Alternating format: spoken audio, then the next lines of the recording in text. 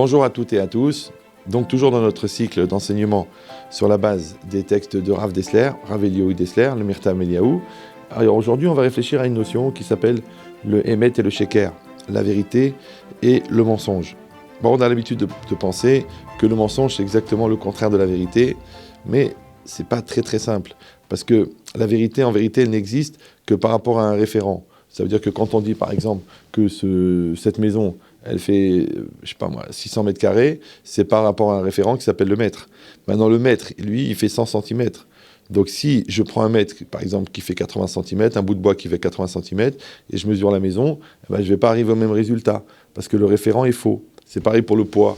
D'accord ? Alors, c'est exactement pareil pour la lecture. Quand je regarde quelqu'un, si moi je le fais avec une référence qui est moi-même, alors j'arrive pas à comprendre l'autre. Donc ce qui est vrai dans ma lecture à moi est fausse pour l'autre, parce qu'en fait on n'a pas le même référent, parce que le référent de l'autre c'est l'autre, et mon référent à moi c'est moi. Maintenant si moi je regarde l'autre avec mon référent à moi, automatiquement par rapport à l'autre ça sera faux. Donc ça va être très compliqué de savoir quelle est la vérité. Cette notion-là, si on dit que le mensonge c'est juste le contraire de la vérité, alors il y a une dimension intéressante, c'est que le mot vérité, en hébreu c'est Emet, il s'écrit Aleph Mem Tav. Aleph, c'est la première lettre de l'alphabet, et vous savez que chaque lettre dans la Torah, elle a une valeur numérique, donc le Aleph, il a pour valeur 1, et le Tav, c'est la dernière lettre de l'alphabet, qui a pour valeur numérique 400. Donc en fait, Aleph à Tav, c'est de 1 à 400. Donc le plus gros développement, entre guillemets, du Aleph, ça serait le 400 par rapport à l'alphabet. Mais la lettre du milieu, dans Emet, c'est Mem. Et Mem, c'est 40, oui, mais c'est surtout la lettre médiane. Ça veut dire que c'est la lettre qui est pile au milieu de l'alphabet. Donc elle représente l'équilibre. Alors le problème du même, c'est que, bien que ça représente le milieu, c'est pas forcément le même pour tout le monde. D'ailleurs, nous n'avons pas du tout le même si nous-mêmes, nous sommes nous-mêmes. C'est un peu compliqué. Donc quand on doit passer du Aleph au Tav, le Aleph, c'est quoi ? On a dit c'est mon potentiel. Le Tav, c'est ma réalisation. Ça passe par le même c'est l'équilibre.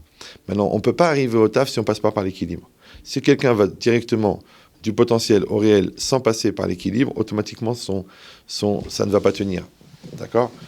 Donc maintenant, d'un autre côté, Aleph et Tav, ce sont les deux éléments qui sont différents, mais en fait qui sont juste l'autre facette de l'autre, puisque un c'est le potentiel et l'autre c'est le réalisé.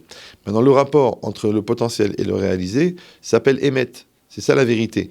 La vérité, ça veut dire que quand je me révèle, donc, et que la révélation extérieure, elle est l'expression de mon intériorité, donc je suis vrai avec moi-même.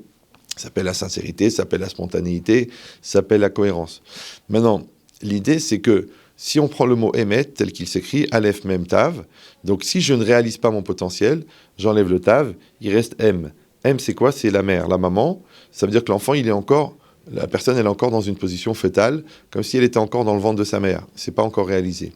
Si, au contraire, elle réalise le Tav, mais elle détruit le Aleph, c'est-à-dire qu'elle détruit son potentiel, je vaux rien, je suis rien, j'existe pas.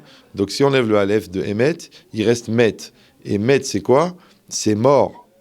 Donc quand quelqu'un ne réalise pas son potentiel, il reste encore à l'état d'enfant. Quand quelqu'un détruit son potentiel à l'intérieur, alors ça s'appelle qu'il est mort. Donc on voit que la notion de Emet, elle va beaucoup plus loin que la formulation, entre guillemets, de manière vraie ou de manière objective, mais qu'elle va aussi dans la réalisation de soi, et que ça s'appelle une personne qui est vraie. Par contre, quelqu'un qui est sheker, alors quelqu'un qui est fausse, alors là, c'est une autre lecture qui n'a rien à voir, mais si vous voulez, on le verra dans le prochain épisode de notre série. À bientôt.